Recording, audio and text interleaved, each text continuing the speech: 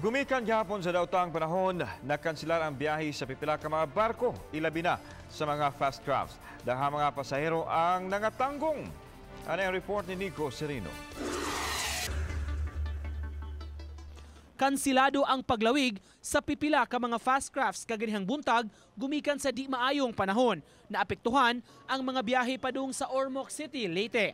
Sa off-cam interview sa tagduma sa barko, voluntaryo silang mikanselar tungod sa dagkong mga bawd ug halos zero visibility sa kadagatan. Sa pagsuspenso sa mga biyahe, daghang pasahero ang nakalitan kay wa sila'y masakyan.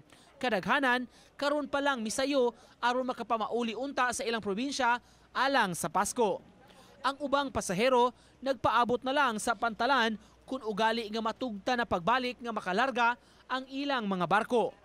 Siyempre, it's not okay to be stranded yet. Wa tamahimo. And it's okay manggod kay safety manggod og mga tao.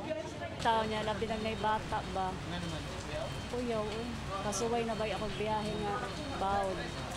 Wala ra hinon maapektuhan ang ubang mga biyahe sama sa kadtong paingon sa Bohol ug uban nga mga probinsya. Nico Sereno, Balitang Bisdak.